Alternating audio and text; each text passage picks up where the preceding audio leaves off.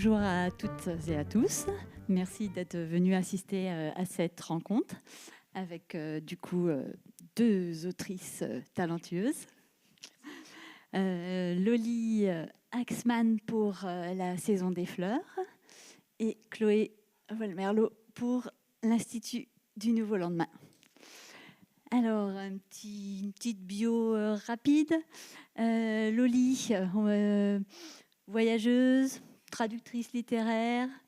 La saison des fleurs, donc c'était un roman finaliste du concours premier roman Gallimard Jeunesse en 2023, je crois, mais qui a été publié en 2025. Un roman qui a été qualifié d'envoûtant, d'énigmatique, qui explore la complexité des liens familiaux et de la sororité. On pourrait en dire plus, mais voilà, je m'arrête là pour l'instant. Chloé, photographe, traductrice également. Donc toi, tu as en 2016 été publié ce roman graphique avec Carole Morel, donc L'Apocalypse selon Magda, aux éditions Delcourt. Un premier pas, c'est ça, vers l'édition. Et puis du coup, avec l'Institut du Nouveau Lendemain, donc paru chez Nathan en 2025, tu entames le premier tome d'une trilogie donc, qui s'appelle Les visages du feu. Enfin, d'une trilogie qui était peut-être une duologie au départ et qui est devenue une trilogie. Tu nous en diras pire que ça. Pire on que en ça. parlera. On en parlera plus tard. Quelques mots peut-être pour définir aussi rapidement, mais après je vous laisserai la parole. Une dystopie, rébellion, féminisme, et voilà, un roman captivant, on tombe dedans, on n'en sort plus non plus, et on attend la suite avec impatience. Voilà, donc ce qui nous réunit pour cet entretien, ça va être cette thématique de... j'ai la chance parce que les deux romans vont explorer des thématiques parallèles et du coup ça a été assez pratique pour moi pour faire des liens. Donc là on va explorer la sororité et l'émancipation.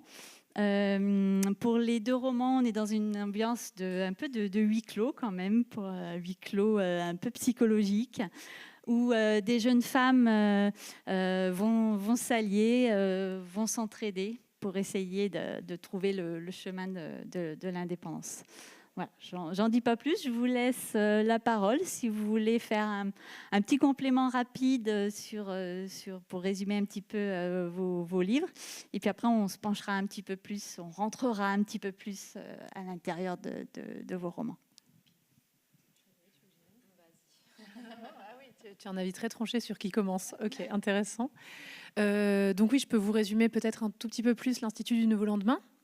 Donc l'Institut du Nouveau Lendemain, c'est l'histoire de Luce qui a 17 ans et qui est une élève absolument exemplaire de ce grand pensionnat où il n'y a pas de fenêtre, où la question de l'ailleurs se pose pas vraiment, c'est pas un concept qui existe, et le passé, finalement, pas trop non plus. Ce qui peut-être, quand je vous le dis comme ça, vous fait pas trop rêver, mais Luce, ça lui va parfaitement. C'est vraiment une excellente élève, elle est tout en haut de la chaîne alimentaire, elle est persuadée que les autres filles sont ses rivales et que tant mieux parce qu'elle les a écrasées. Et vraiment, elle vit parfaitement bien comme ça. Vous inquiétez pas, ça change après, hein. C'est pas la fin de mon pitch. Donc ça roule pour elle jusqu'au jour où elle commence à se souvenir de la lumière du jour, ce qui est un souvenir absolument interdit là où elle vit. Et à partir de là, elle va se mettre à complètement dérailler de son parcours d'élève exemplaire. Évidemment, l'Institut va se rendre compte qu'elle remet en question des choses qu'on lui a bourrées dans le crâne et donc va exercer sur elle une certaine forme de coercition qui, en retour, va alimenter sa défiance. Et à partir de là, elle va se mettre à porter un regard différent. Je vous avais dit que ça changeait au bout d'un moment.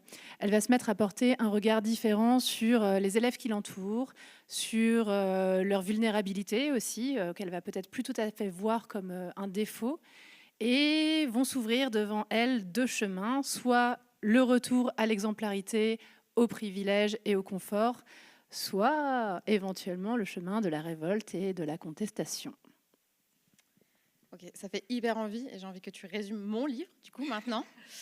La saison des fleurs, c'est l'histoire de trois sœurs qui ont grandi dans des conditions un peu bizarres, élevés par une mère, un brin survivaliste, dans un moulin à la lisière d'une forêt. Et brutalement, leur mère meurt dans des conditions bizarres. Et elles décident, pour ne pas être séparées, pour ne pas être envoyées en foyer, de cacher le corps de leur mère, ce qui est un super projet, voilà, de base.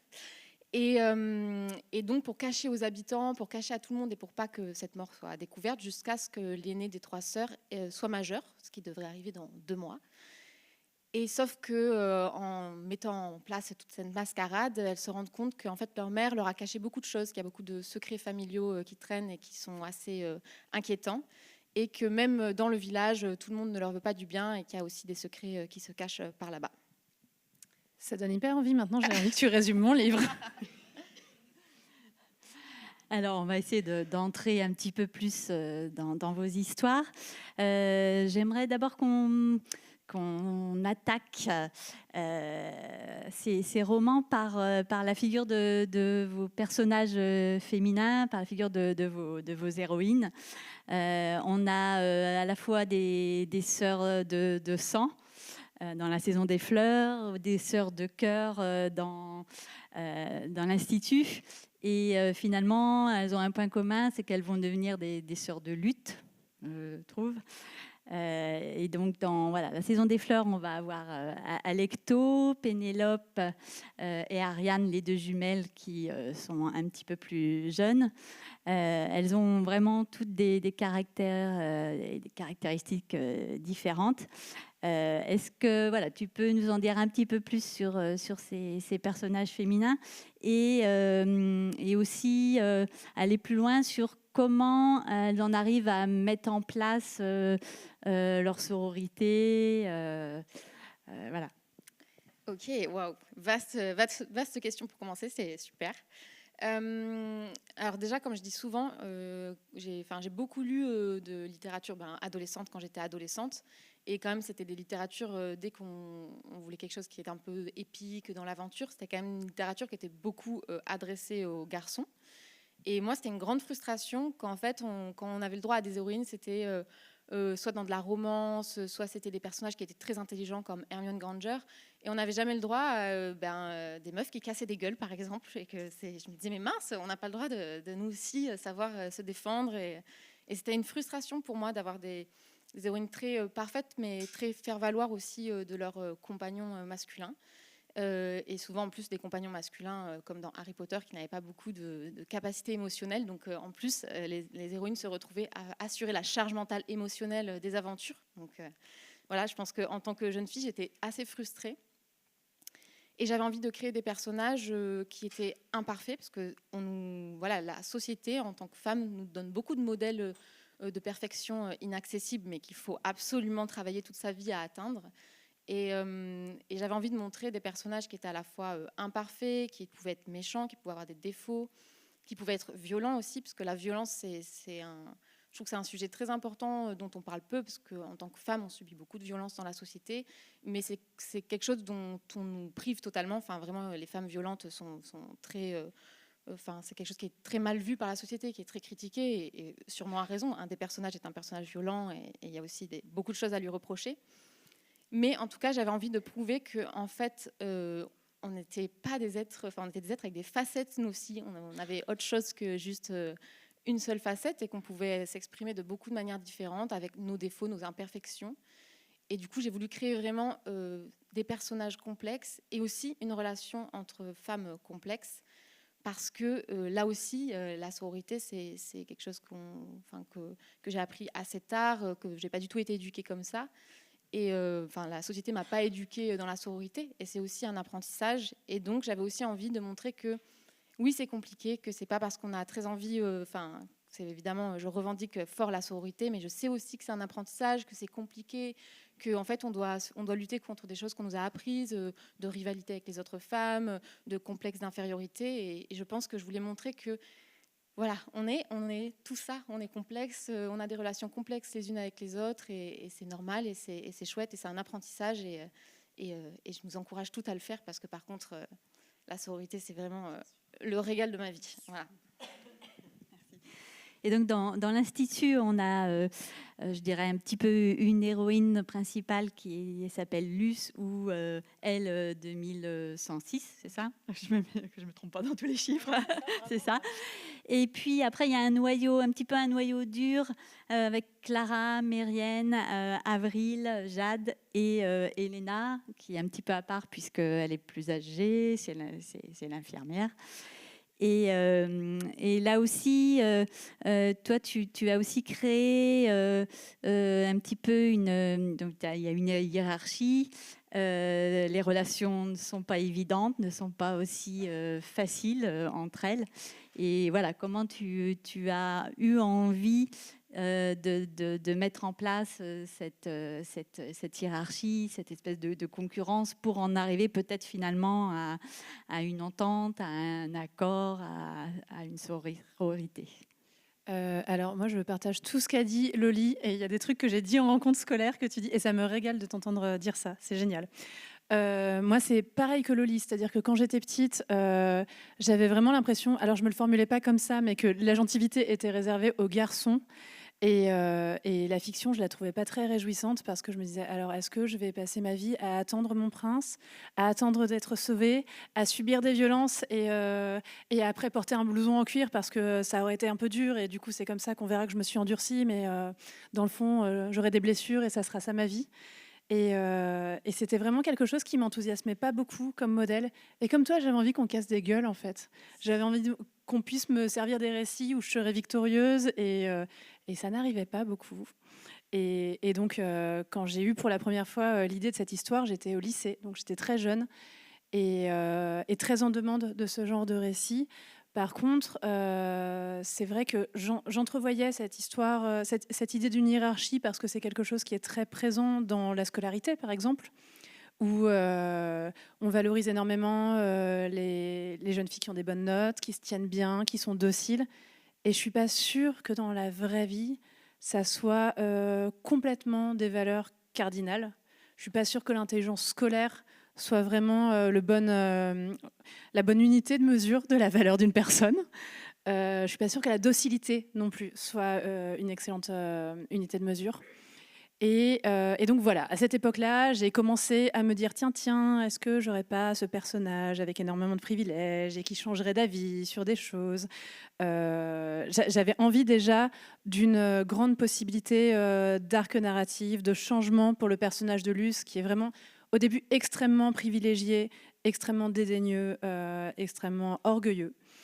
Et par contre, à l'époque, quand j'étais au lycée, j'entrevoyais pas sa porte de sortie, alors pas littéralement, mais je veux dire métaphorique.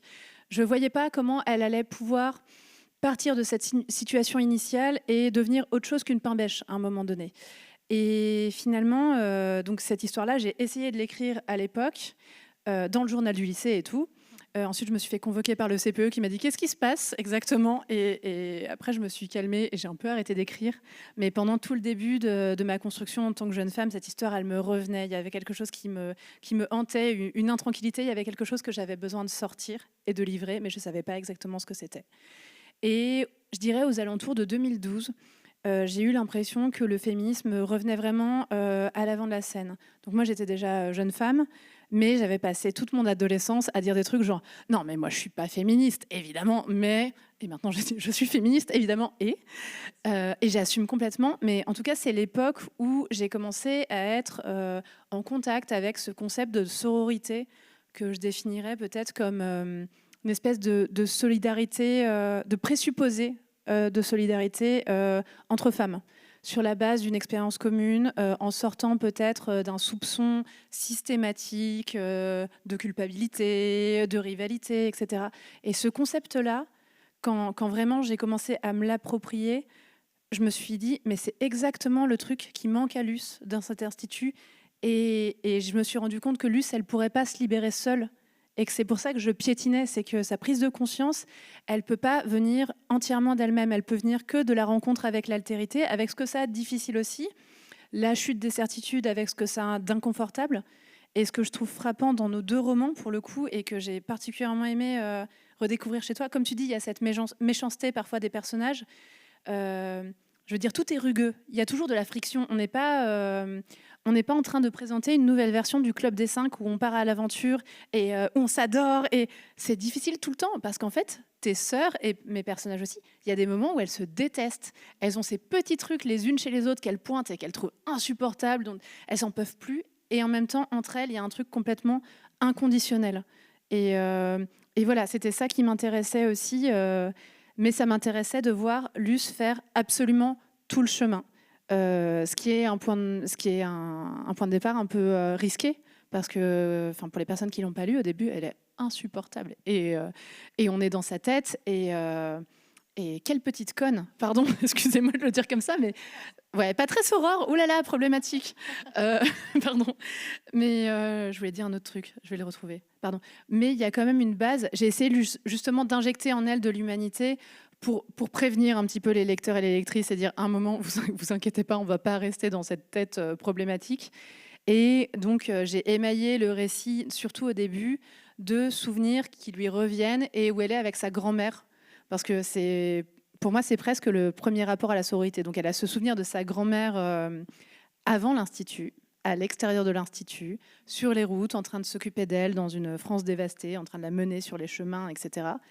Et j'ai l'impression que pour beaucoup de jeunes filles, de jeunes femmes, le premier rapport à la sororité, ça va avoir l'air paradoxal ce que je dis, mais restez avec moi. Le premier rapport à la sororité, c'est parfois à travers la figure de la grand-mère. Parce qu'effectivement, je vois des sourires, donc je sais que parmi vous, il y en a qui ont des grand-mères qui sont très chères à leur cœur. Et je trouve que le lien avec la grand-mère, il y a quelque chose de l'ordre du... Effectivement, on a un lien de sang, donc on pourrait se dire c'est automatique, il y a un amour inconditionnel, il y a une fréquentation, etc. Et c'est pas vrai, en fait. Je trouve que les grand-mères, elles ont aussi le choix de... Elles sont pas obligées d'aimer leur petite fille. Et il y a quelque chose de l'amour choisi et du soin à l'autre qui parfois s'inverse en grandissant. Et je trouve que voilà, c'est souvent le premier lien qu'on a à la sororité en tant que jeune femme. Pardon, j'ai parlé longtemps. Et je ne sais même pas si j'ai répondu à la question. Si, c'est parfait, c'est parfait. Par rapport à vos... du coup, on va faire un saut sur vos personnages masculins, du coup.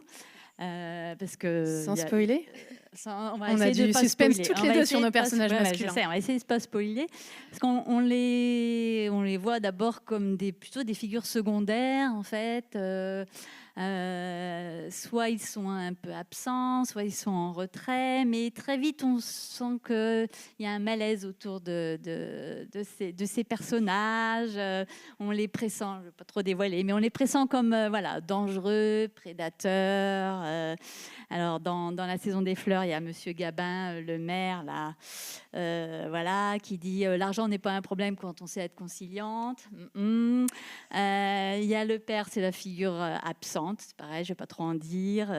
Alors, il y a Danny, c'est le fils du maire, c'est l'amoureux de Pénélope. Lui est un peu plus sympathique.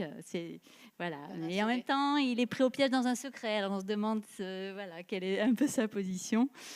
Et puis, dans l'Institut du Nouveau Lendemain, donc, il y a le fondateur, Tadeusz Herz, qui est...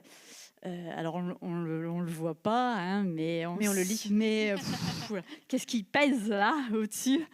Il y a le professeur Alpha. Alors, on dit de lui que c'est un éducateur zélé le jour et que c'est un prédateur la nuit. Et puis, il y a la figure du bibliothécaire 012V.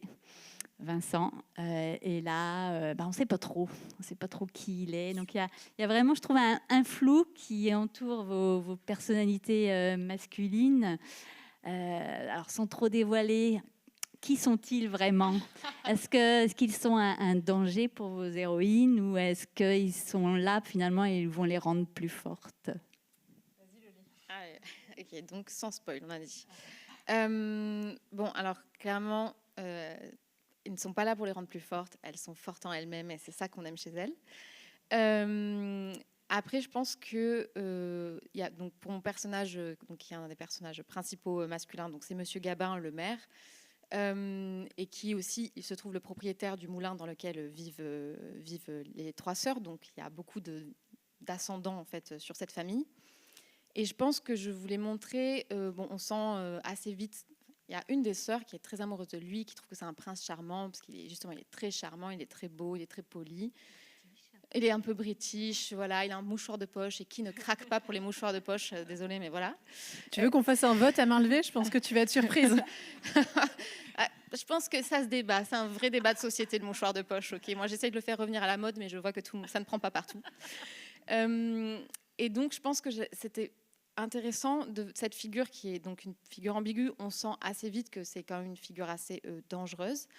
Et je pense que voilà, une des choses qu'on a apprises ces dernières années en ouvrant beaucoup plus le dialogue et juste la parole autour des violences sexistes et sexuelles, c'est qu'on a compris qu'en fait, c'était pas l'image qu'on s'en faisait, qu'on nous a longtemps dit de l'homme menaçant, qu'on voit tout de suite, le grand méchant loup qu'on devine tout de suite, comme nous ont appris en fait les contes, de manière générale, la figure du méchant très, très reconnaissable. Mais qu'au contraire, ça pouvait être des figures de monsieur tout le monde qu'on pouvait croiser, qu'on pouvait trouver d'ailleurs sympathiques, qui pouvaient être sympathiques, drôles, charmants. Et du coup, cette ambiguïté-là, justement, de qui est ce personnage, voilà, je vous ai spoilé, hein. Vous vous doutez que c'est pas le mec charmant qu'on imagine. Mais j'avais vraiment envie, cette ambiguïté, elle était importante pour montrer que justement, comme tout ce qu'on nous a appris et comme ce qu'on nous a appris sur la sororité, les choses ne sont pas très claires et unifacétées. Il y a plein de facettes et donc ça peut être des personnes qu'on fréquente qui sont charmantes, mais qui peuvent être aussi dangereuses. Et donc après, il y a aussi donc la figure du père.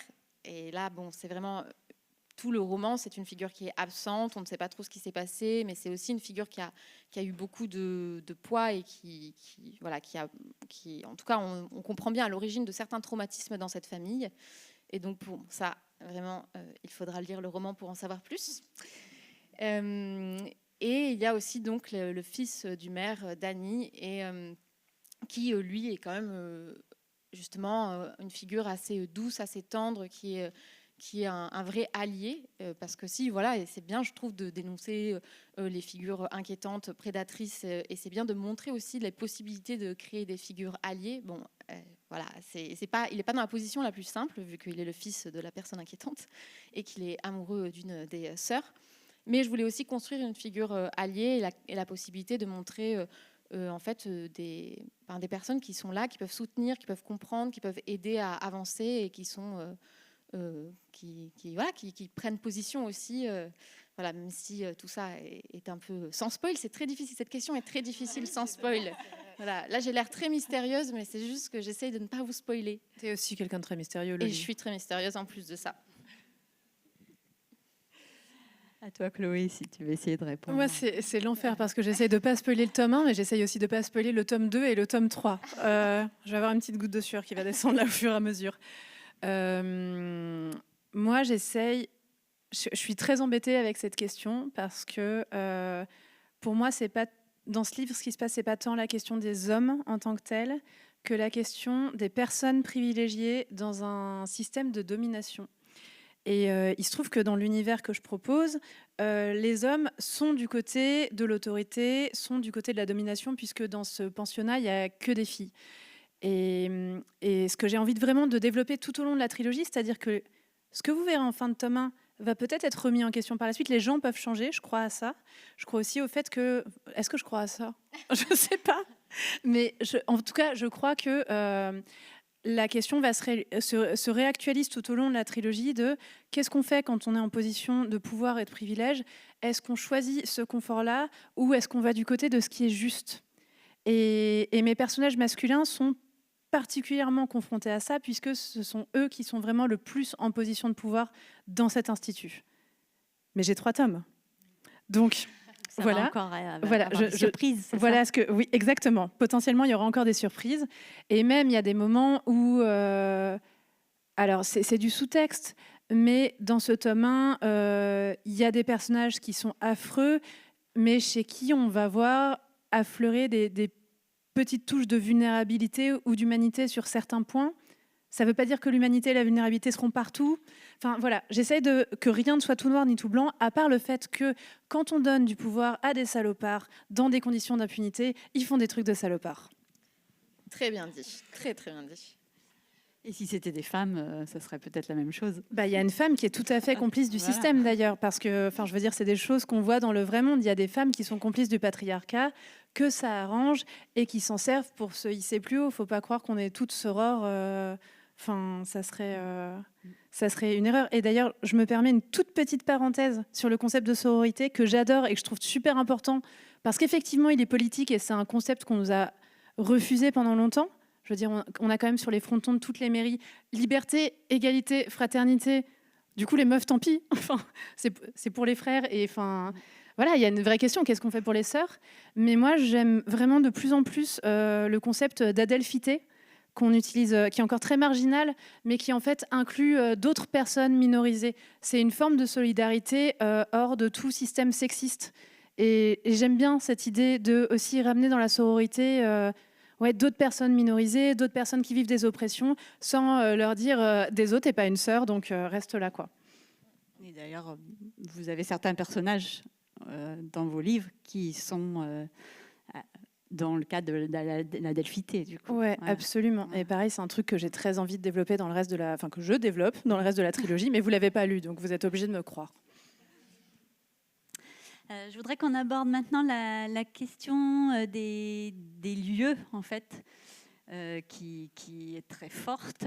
Dans la saison des fleurs, tu as évoqué le moulin, qui apparaît comme un petit lieu, en fait, comme un petit paradis, un peu un lieu secret, protégé un peu de la sauvagerie du monde, hein, loin du village, loin des gens. Puis il y a la forêt autour, le jardin qui est le domaine un peu de l'une des filles d'Alecto, je crois.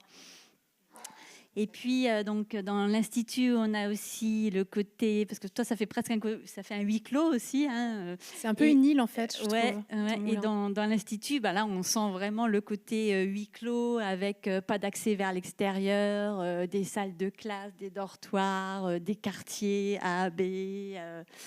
Et à un moment donné, tu écris « Ailleurs n'existe pas, n'a pas le droit d'exister ». Et du coup, je voulais un peu que vous approfondissiez ces caractéristiques des lieux là. Et puis, quelle influence pour vous ces lieux ont eu sur vos personnages en fait? Comment ça a influé sur leurs actions, sur ce qu'elles sont et sur ce qu'elles vont devenir au fil des pages? On change un peu l'ordre. Okay, incroyable. C'est vraiment dans la disruption aujourd'hui, le Liaxman. Je peux dire peut-être déjà d'où c'est parti. Alors, je vais repartir en arrière. Mais moi, mon idée première, elle m'est venue quand j'étais vraiment très, très jeune. Je devais peut-être avoir 8 ans. Et du coup, je n'avais pas du tout les armes pour en faire quoi que ce soit. Mais j'étais obsédée par cette idée d'un personnage qui découvrirait pour la première fois la lumière du jour. Ce qui dit peut-être que j'avais besoin d'un pédopsie. Peut-être. On ne sait pas. Mais voilà, j'y ai réfléchi pendant des années. Ça m'a habité. Voilà, ça m'obsédait un petit peu. Et puis, à l'adolescence, je suis partie en internat. Et je me suis retrouvée de mon propre chef, etc. Et je me suis retrouvée dans un pensionnat assez moche. Je ne sais pas si... Je ne dirais pas que j'avais toujours vécu dans des lieux jolis jusque-là, mais d'un coup, j'avais une attention très forte à cette esthétique, faux plafond, linoléum, peinture qui cloque sur les murs. Et c'est une esthétique qui m'a complètement colonisée et qui, d'un coup, s'est mise à rencontrer cette idée d'un personnage qui découvrirait la lumière du jour. Et l'Institut, il est vraiment né de la rencontre de ces deux choses qui me hantaient un petit peu. Et ensuite, en fait, tout est parti effectivement de ce lieu et de ce personnage. Et à partir de là, il a fallu construire justement tout pour que ça soit cohérent. Et c'est là où je me suis rendu compte que j'avais une grande facilité à construire un monde autoritaire et une théorie autoritaire. Pareil, je ne sais pas ce que ça dit de moi. Mais voilà, je me suis dit, OK, on est dans cet endroit qui n'a pas de fenêtre. Pourquoi il n'y a pas de fenêtre? Peut-être parce que dehors, ça ne se passe pas très bien. Mais qu'est-ce que ça permet d'enlever les fenêtres dans un endroit où on fait rentrer des gens? Ça permet d'effacer une partie de leur imaginaire. Ça permet d'effacer une partie de leur capacité à penser à côté du réel qu'on leur sert et de ce qu'on leur affirme. Et voilà, donc le lieu, c'est effectivement un personnage à part entière parce que le lieu, il est la parfaite incarnation de toute la théorie de Tadeusz Hertz, donc ce fameux, le fondateur de l'Institut. Et il est la condition de la docilité des jeunes filles et aussi de leur aliénation totale au système. Enfin, pour moi, l'opposant principal de ce livre, c'est l'Institut en lui-même. Et il est effectivement, du coup, hyper important. Donc, c'est pas vraiment... c'est un huis clos dans un cadre où le monde dehors est a priori dévasté, mais c'est pas un refuge pour autant. Alors que je trouve que chez toi, je fais le lien, je fais ton travail, Emma. Je trouve que chez toi, il y a à la fois cet effet d'île et en même temps, il y a un côté refuge. C'est le refuge de manière différente pour chacune d'entre elles. Peut-être moins pour Pénélope, mais pour Ariane, il y a un truc du foyer hyper rassurant. Pour Alecto, il y a la forêt. Qu'en pensez-vous, le Liaxman ? Ouais, mais vous avez vu, incroyable, vraiment une pro. Alors du coup, dans la saison des fleurs, il y a un personnage qui s'appelle Alecto et qui est un peu une enfant sauvage. On ne comprend pas trop... pendant tout le début du roman, on ne comprend pas trop si elle a un traumatisme, un trouble psy. Enfin, c'est un personnage assez étrange qui est assez sauvage et qui vraiment... donc c'est une des 3 sœurs, c'est la grande sœur, mais pendant longtemps, on a l'impression que c'est la petite sœur parce qu'elle se conduit de manière assez étrange. Et elle passe tout son temps dans la forêt, autour du moulin, dans la forêt, dans le jardin. Voilà. Et donc, pour moi, c'était une représentation, justement, il y a une ambiguïté aussi sur ce personnage et sur sa violence. Et c'était pour moi une excellente représentation de la nature et de cette ambiguïté constante d'une nature qu'on maltraite beaucoup. Et on apprend qu'Alecto a subi beaucoup de maltraitance. Et donc, c'est...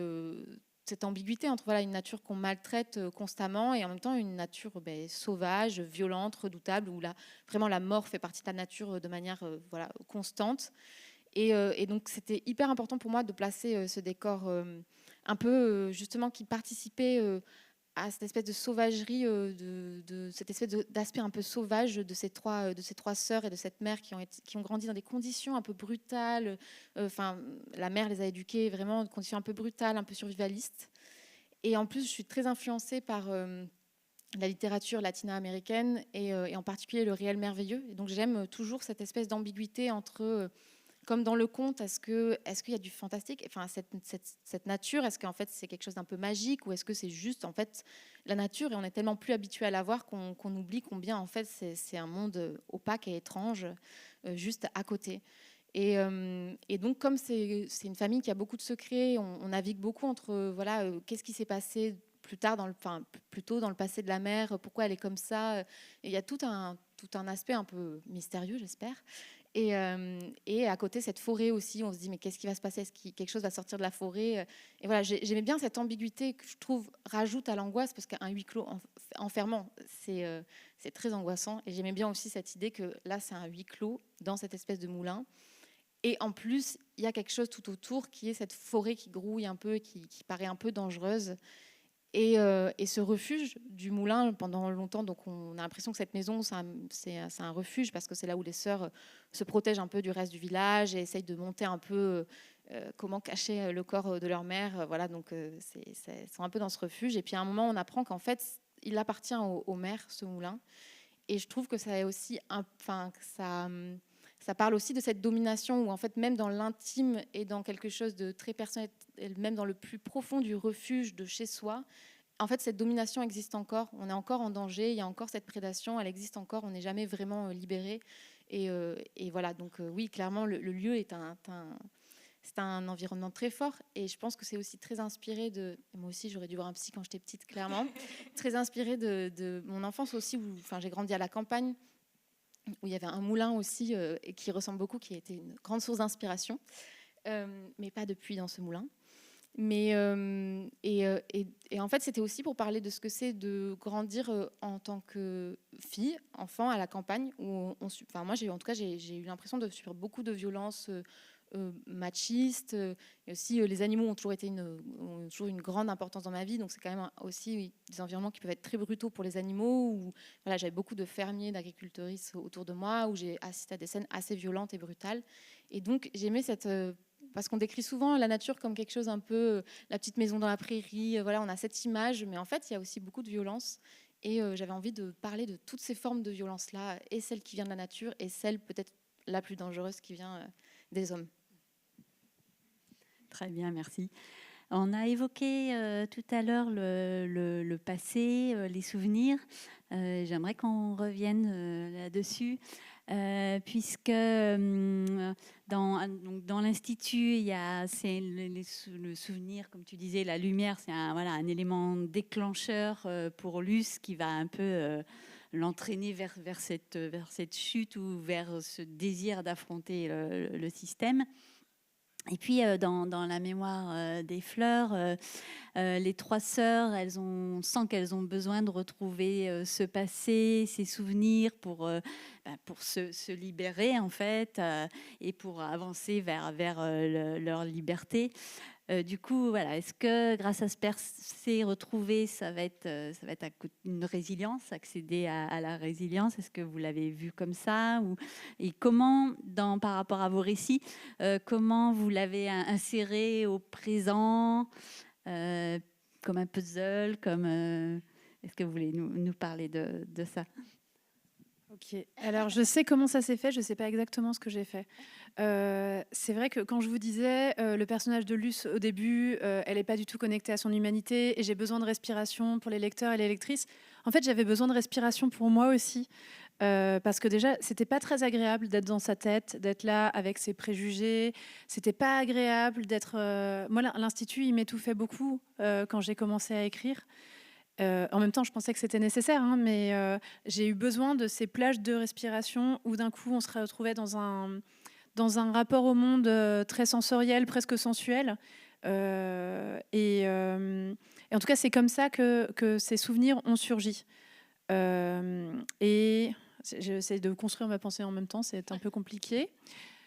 Et je pense que c'était pour moi absolument capital de reconnecter Luce à son humanité, aussi par ça, par le fait qu'on est des êtres sensoriels. Et au-delà de ça, je sais plus ce que je voulais dire exactement. Elle est compliquée cette question, je vais y penser cette nuit. Ouais, je crois que aussi c'est parce que l'effacement de la mémoire, c'est un excellent moyen de contrôle des individus, des foules, mais c'est à double tranchant parce que c'est aussi un mécanisme parfois de protection de la part d'une psyché face à un traumatisme. Et chez Luce, c'est un habile mélange des deux. Sauf que je suis assez persuadée que tant qu'elle n'a pas eu accès à tous ses souvenirs, qu'elle comprend pas exactement de quoi est-ce qu'elle essaye de se protéger, qui est à la fois son humanité et à la fois des trucs horribles, tant qu'elle n'a pas tout ça en main, elle ne peut pas justement s'émanciper, elle ne peut pas être libre, elle ne peut pas être maîtresse d'elle-même et décider pour elle-même en toute connaissance de cause. Et il y a quelque chose, je ne vous spoile pas, mais il y a une gradation dans les souvenirs. Et je pense que pour moi, ils sont la condition de sa libération aussi. Il y a un moment où elle affronte en fait la réalité de son vécu. Et parce qu'elle a survécu à son passé et parce qu'elle survit aussi à l'évocation de son passé, ça peut lui permettre de s'émanciper pleinement. Je viens de faire un looping pour pas vous spoiler, c'était un petit peu douloureux. Non, c'était très prenant. La question des souvenirs, je trouve que, comme tu disais, ça peut être traumatique. Et moi, c'était vraiment de ça dont j'avais envie de parler. J'avais envie de parler des traumatismes dont on hérite, en fait. Et à un moment, un personnage Pénélope dit quelque chose comme « on ne n'est jamais vraiment libre, on est emprisonné dans la toile familiale ». Et en fait, c'est pour moi hyper important de vraiment souligner à quel point, quand on vient au monde, on est déjà... on subit déjà plein d'oppressions en venant au monde. On ne vient pas de manière neutre. Ça peut être de classe sociale, de plein de choses différentes. Mais aussi, on porte sur nous les traumatismes de nos familles, de nos parents, grands-parents. Et c'est très compliqué, en fait. On oublie souvent de dire qu'en fait, même enfant, on n'est pas neutre. On porte tout ça sur nos épaules. Et que c'est compliqué. Est-ce qu'il faut tourner le dos et s'enfuir? Est-ce qu'il faut les affronter? Bon, ça, c'est une question très compliquée à laquelle, évidemment, je n'ai pas la réponse. Mais du coup, ces trois sœurs sentent qu'il y a quelque chose de très ambigu dans le passé de leur mère. Et d'ailleurs, donc, la grande sœur, Alecto, qui est un peu étrange et qui se comporte de manière assez bizarre, est visiblement traumatisée par quelque chose qui s'est passé. On ne sait pas exactement ce que c'est. Et tout le roman, c'est ça. Que faire de ces traumatismes? Que faire de ce cette figure maternelle qu'on aime et qui à la fois on déteste, qui a été très aimante et qui a été aussi très maltraitante. Et donc, que faire de tout ça? Que faire des souvenirs qu'elle nous a confiés? Que faire de la façon dont elle s'est construite et dont elle nous a forcé à nous construire parce qu'elle avait ses propres traumatismes? Et c'est un peu une course aux souvenirs. Et il y en a certaines filles donc, dans cette sororie qui ne veulent pas, en fait, qui ne veulent pas vraiment savoir ce qui s'est passé, qui n'ont pas envie d'aller creuser, et donc d'autres qui disent mais si, en fait il faut en passer par là, il faut qu'on sache qui était notre mère, il faut qu'on sache en fait dans quoi on est prise nous. Et donc elles ont par exemple des prénoms grecs, et moi je suis très fascinée par la mythologie grecque, et il y a vraiment dans la mythologie grecque ce rapport au destin et au devin, où en fait avant même de naître on a une sorte de destin qu'on se porte sur les épaules, et dont on ne peut pas vraiment se défaire. Oedipe, par exemple, pour ne citer que lui, et Sacré Destin. Donc, c'est pas aussi glauque, voilà, je vous préviens, vous inquiétez pas, je suis pas aussi trash que la mythologie grecque. Mais en fait, ça m'a toujours fascinée quand j'étais petite. Je trouvais ça dingue de me dire waouh, mais en fait, avant même de naître, cet enfant, on va lui prédire un destin, et quoi qu'il fasse, il peut s'éloigner autant qu'il veut, il peut courir dans la direction opposée, il finira par accomplir ce destin. Et je suis clairement pas aussi dramatique que ça. Je ne crois pas qu'on soit obligé d'accomplir nos destins, voilà. Mais je trouvais que c'était une notion intéressante. Et du coup, dans le prénom de chacune des sœurs, qui s'appellent donc Ariane, Pénélope et Alecto, j'avais envie de cacher le message secret de quel serait leur destin. Et que du coup, quand on connaît un peu la mythologie, on sait déjà normalement comment le roman va finir. Et voilà, j'avais envie qu'en fait, à la fois, elles portent le destin tragique auquel elles ne peuvent pas échapper, mais en même temps, quand même, elles réussissent à s'émanciper, pour faire un petit looping aussi sur le thème, et elles réussissent aussi à construire leur propre futur en fait, en rompant certains liens très douloureux. Donc quand même, il y a de l'espoir. Voilà, je ne dis pas qu'on est condamné, ce n'est pas ce genre de table ronde où on dit qu'on est toutes et tous condamnés. Non, il y a de l'espoir. Mais je trouve en plus, je refais, ok. Je trouve que tu as aussi un lien entre l'autorité et la mémoire, et le récit, et voilà. Je ne dirais que ça, je tease. Ou mystérieuse aussi, vous avez remarqué? Nous sommes deux personnes très mystérieuses. Ah oui, c'est dur de ne pas tout dévoiler, de ne pas tout spoiler. Ouais. Et par rapport, tu parlais donc des prénoms, là, tu les as associés aussi, tes jeunes filles, à des fleurs, en fait, puisque tes chapitres, à chaque fois, il y a fleurs d'épines. C'était, si tu peux nous en dire un petit peu plus. Oui, en fait, j'adore la symbolique de manière générale et les symboles cachés. Voilà, donc dès que je peux cacher des petits indices, j'adore. Mais bon, souvent personne les comprend, donc c'est vraiment, ça me fait plaisir qu'à moi. Mais ça me fait super plaisir, par contre. Et donc le langage des fleurs, c'est vraiment quelque chose qui me fascine, parce que à la fois c'est hyper intéressant. Enfin, on offre une rose rouge ou une rose blanche, ça ne veut pas dire la même chose, attention. Enfin, il y a vraiment on peut friendzoner quelqu'un en offrant une rose blanche, voilà. Donc je trouve que c'est très intéressant. Il y a des fleurs qui disent mon amour éternel et passionné, voilà. Et il y a des fleurs qui sont vraiment, mais genre ultra dark, et c'est vraiment genre en mode l'encolie, c'est tu es folle. Donc tu offres un bouquet de fleurs pour dire voilà, tu es folle. Et je trouve que c'est fou d'avoir inventé un langage pour une fleur que tu offres pour dire à des gens bah excuse-moi, je t'aime bien mais tu es folle. C'est quand même C'est le paroxysme du truc passif-agressif, c'est incroyable. Vraiment. Et ce sont mes fleurs préférées, parce que je me dis mais quand même c'est génial. Enfin, genre je trouve ça fou de pouvoir offrir des fleurs à quelqu'un pour lui dire ce qu'on pense de sa santé mentale, c'est génial. Et du coup chaque sœur, c'est vraiment donc autour de la symbolique des fleurs, c'est aussi une symbolique que je trouve intéressante, qui est à la fois très fragile, mais qui est aussi venimeuse, qui peut être empoisonnée. Et donc, chaque sœur vraiment a un caractère différent et un lien à une fleur différente.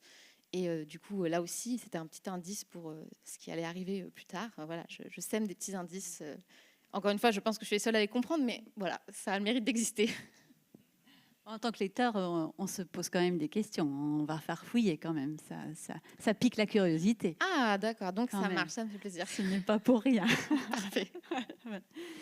Et on va faire un suite sur les chiffres. Toi, tu es parti sur avant d'acquérir, en fait, de s'approprier leur prénom. En fait, tu les nommes par des lettres, une lettre et des chiffres. Et qu'est-ce qui t'a poussé à utiliser ça Toujours pareil, ma capacité à être un excellent dictateur, je crois. Vous avez vu, je n'avais pas dit dictatrice. J'arrive pas. Les personnages ont des matricules, mais c'est parce qu'on est toujours dans cette idée de dépossession de leur humanité, de leur individualité, et dans le refus vraiment de tout ce qui les a construites en tant qu'individus avant cette entrée à l'Institut. J'ai pas vraiment de symbolisme caché derrière. Je pourrais prétendre que, mais en fait, c'est pas vrai. Il y a des petits clins d'œil, il y a des trucs, il y a des copines qui, en lisant, ont découvert que certains matricules correspondaient à leur anniversaire. Elles n'étaient pas toujours ravies, ça dépend du destin des personnages. J'ai une copine, j'avais oublié que j'avais calé son matricule, enfin son nom. Intéressant. Matricule. Intéressant et inquiétant. J'avais oublié que j'avais calé sa date de naissance parce qu'à un moment, je sais plus, je cherchais un matricule et je me suis dit bon, allez, hop. Et elle était pas très contente. Ensuite, on est toujours amis, si jamais ça vous inquiète. Mais voilà, c'était juste, c'était vraiment cette idée. Je voulais que ça soit un peu glaçant quand on lise, de se dire cette personne pense vraiment qu'elle s'appelle M0809 et est-ce que ça lui suffit ? Mais en même temps, c'est un terrain potentiel aussi pour la rébellion qui peut passer par des toutes petites choses, dont se souvenir de son prénom, garder cet héritage en soi et le chérir et en faire quelque chose de précieux. Et donner son prénom à l'autre aussi, ça a une signification super importante aussi. Ouais, absolument. Ouais. Et on sent que c'est un premier pas vers ce... je te donne ça, c'est un secret et je te donne une partie de moi-même et avec ça on va avancer, on va aller plus loin. Absolument, et c'est une mise en danger extrême parce que donner son prénom dans ce contexte, c'est dire moi non plus j'ai pas oublié qu'il s'était passé quelque chose avant et moi aussi je remets en question le discours officiel.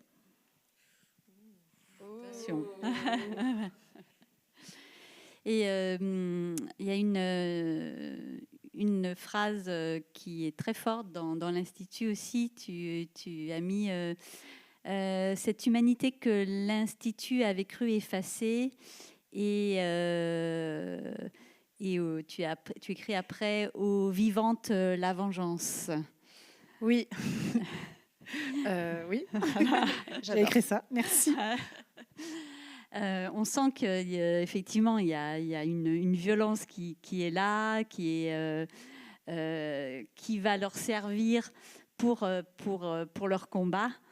Et est-ce qu'il faut en passer par là pour arriver à cette liberté ? Est-ce qu'il faut en passer par cette violence ? C'est une excellente question, mais la personne qui répond à cette question est une personne qui chouine dès qu'elle se coupe avec du papier. Donc c'est un petit peu compliqué de répondre. En tout cas, je pense que pour s'émanciper, comme je disais tout à l'heure, ça ne se fait pas sans le collectif. Et du coup, je pense que ça ne se fait pas sans l'altérité et sans la complémentarité des modes de lutte. Et donc, je pense que oui, on a besoin de la violence. Je ne dis pas qu'on a besoin que tout le monde soit violent. Je pense qu'on a aussi besoin de personnes pour théoriser de nouveaux modèles, de nouveaux équilibres. On a besoin, j'espère, de personnes qui font bouger les imaginaires en écrivant, par exemple, des livres qui renversent un peu la table. Et par exemple, qui vont rencontrer des scolaires à Laval pour leur dire de se révolter. Par exemple. Parfait exemple. Mais je pense que tout ça, c'est bien beau. Si personne accepte de mettre les mains dans le cambouis, de se faire 2-3 bleus, je ne suis pas sûre que ça tienne parce qu'en fait, là, on parle de la violence, mais la violence de l'autorité en face, la violence du système, la violence de la coercition, elle est énorme. C'est juste que c'est une espèce de rouleau compresseur, donc de l'extérieur, c'est peut-être moins saillant que quelqu'un qui agite ses petits poings comme ça ou qui pose une bombe. Mais c'est aussi une forme de violence. Et j'aimerais vous dire qu'on ne combat pas la violence avec de la violence.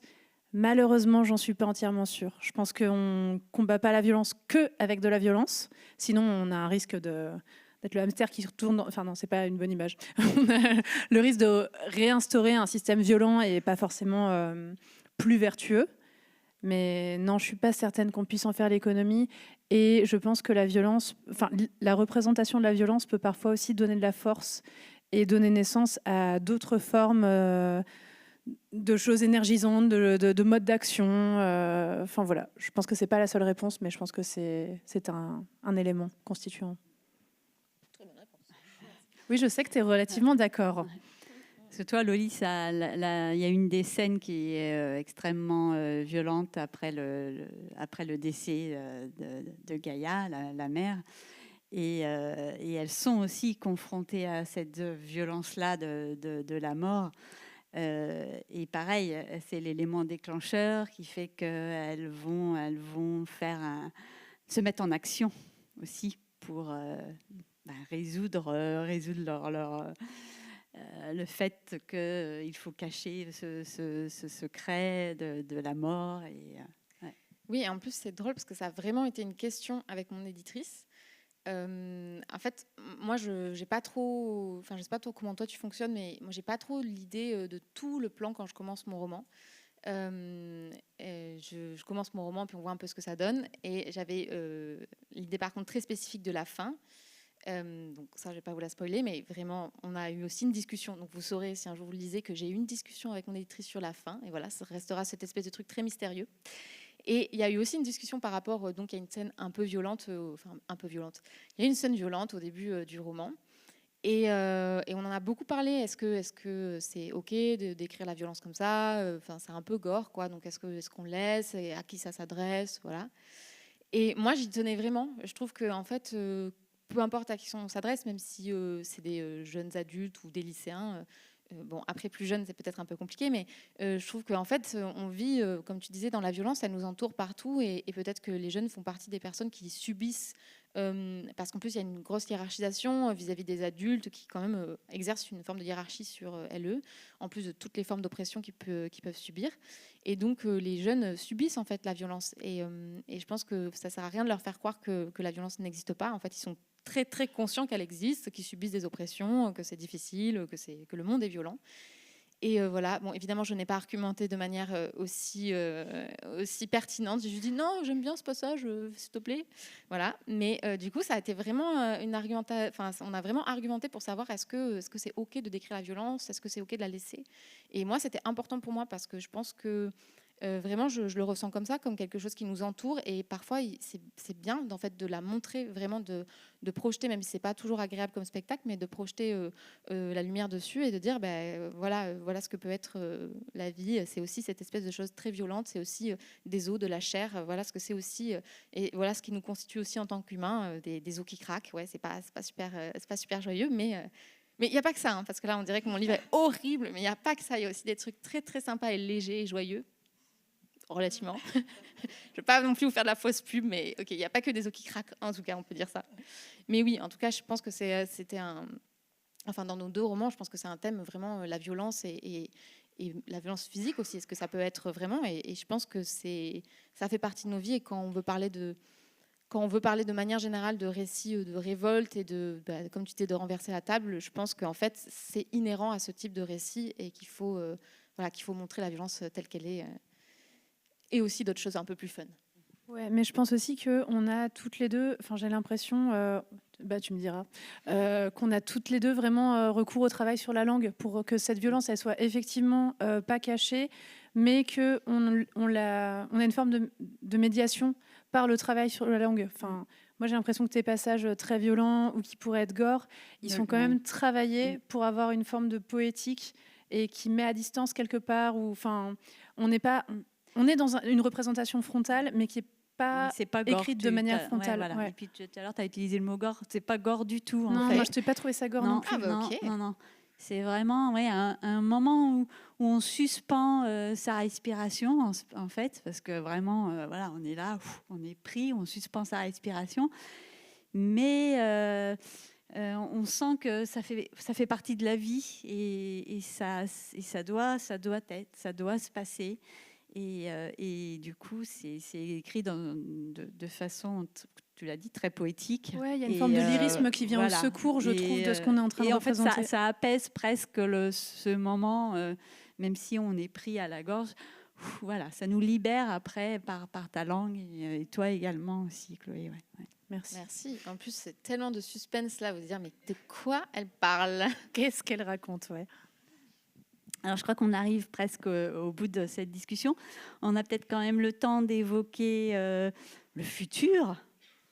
Le futur, non, alors toi, le futur de l'humanité ou de nos Ouais, carrières? de vos carrières. Les deux sont très liés, je pense. Je pense que c'est nous qui portons l'humanité.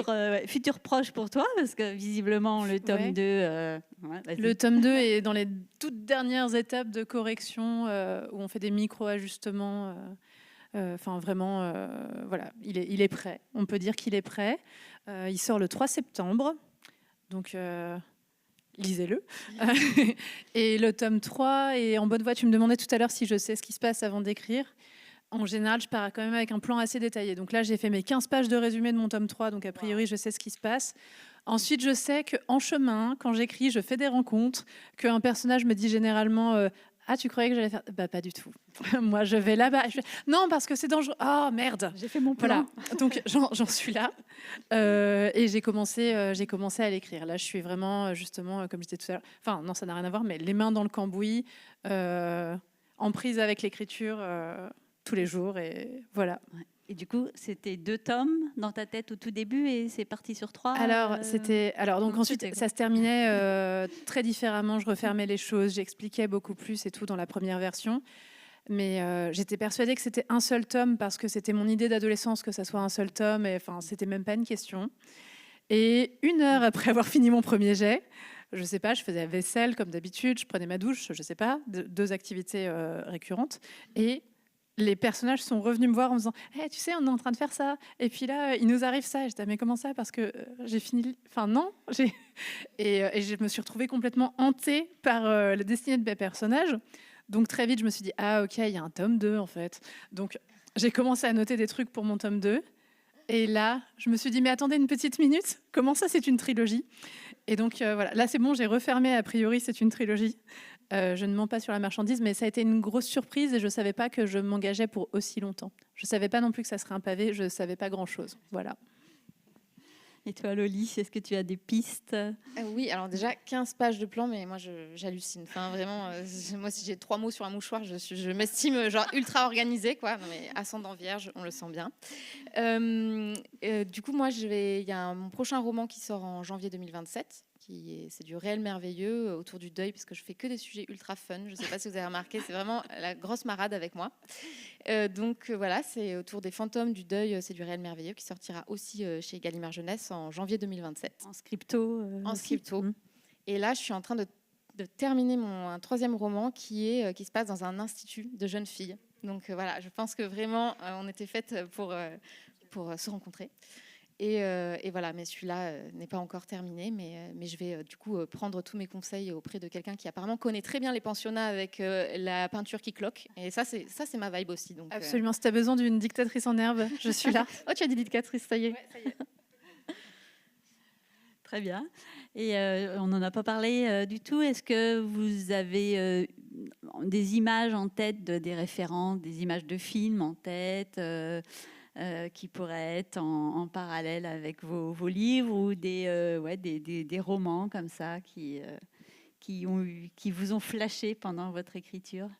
Je vais répondre à côté, mais ensuite je vais répondre dedans. Moi, en lisant Loli, j'ai beaucoup pensé à Dans la forêt de Jean Eglund, que peut-être certaines parmi vous connaissent et qui est un de mes livres préférés. C'est pas un copier-coller, hein, tout va bien. Mais je me suis retrouvée dans les mêmes émotions, dans des questionnements voisins, et j'étais trop contente. J'étais trop contente de replonger dans... Non, mais c'est vrai. C'est pour de vrai. Et moi, de mon côté, je pense qu'il y a une vraie parenté avec de la dystopie classique, comme La Servante écarlate, comme 1984. Mais à l'époque où j'ai imaginé cette histoire, je ne savais pas que la dystopie existait, et j'étais persuadée d'être un génie qui inventait un truc. Petite déception, petite chute de piédestal quand j'ai vu la série de La Servante écarlate, et ensuite énorme joie de me dire mais mon Dieu, il y a tellement d'œuvres à découvrir que je vais adorer. Et par contre, une inspiration réelle, c'était un film qui s'appelait Magdalene Sisters, est-ce que peut-être vous connaissez, que j'ai vu quand j'avais 15 ans, et je vais essayer de ne pas être trop longue. Ok. Et qui est un film sur les couvents de Marie-Madeleine en Irlande, qui sont des lieux, les derniers ont fermé en 1998, et donc c'est pas très vieux quand même. Et c'est des endroits où on enfermait les Fille de mauvaise vie. Alors, qu'est-ce que c'est qu'une fille de mauvaise vie? C'est potentiellement une fille mère, c'est potentiellement une fille qui a été victime de violences sexuelles, où on se dit, bon, elle a un peu cherché. Ce qui est... je n'approuve pas ce commentaire, on est d'accord. C'est aussi parfois des filles qui étaient un peu trop jolies et on se dit, ah, ça va faire des problèmes avec les garçons, vaut mieux les mettre au couvent, où elles vont bien faire la lessive toute la journée, toute leur vie, et comme ça, elles vont se tenir sages. Et j'ai vu ce film donc, de Peter Mullan qui s'appelle Magdalene Sisters quand j'avais 15 ans. Et ça a vraiment été ma chute dans le féminisme, quoi. Ça a été une prise de conscience de ce que c'était qu'être une fille, de la vigilance que ça demandait, des espèces de punitions qu'on se prenait dans la tronche, parfois souvent en toute innocence. Et donc voilà, il y a des traces de ça dans l'Institut du Nouveau Lendemain. Et j'ai découvert plus tard que ces couvents, ils avaient existé en France aussi, et que ça s'appelait les Instituts des filles du Bon Pasteur. Et donc voilà, c'est un sujet qui commence à peine à surgir, dont on parle. Et je suis très énervée que ça existait. Donc voilà, je vous transmets ma colère. Et je laisse la parole à Loli. Waouh, ok. Donc moi, encore une fois, ce n'est pas aussi organisé que ça. Comment je peux citer des trucs après cette magnifique explication très philosophique? Cite Dans la forêt de Jean Egland. Ouais. J'ai retrouvé le même côté un peu... Non, alors, en fait, je pense qu'une vraie inspiration, mais il faut que je lise Dans la forêt, clairement. Enfin, en tout cas, un roman qui m'a vraiment bouleversée et qui m'a beaucoup marqué dans la vie, et je pense qu'il a pas mal inspiré La Saison des Fleurs, c'est Cœur cousu de Carole Martinez. Voilà, qui a été une révélation dans ma vie, à la fois sur le réel merveilleux, à la fois sur les rapports familiaux, à la fois sur les malédictions qu'on porte en nous, et à la fois sur l'Andalousie. C'est rigolo parce qu'en y repensant, je me suis dit, moi aussi, il y a un passage qui se passe en Andalousie. Enfin, voilà. Et c'est pareil pour Cœur cousu.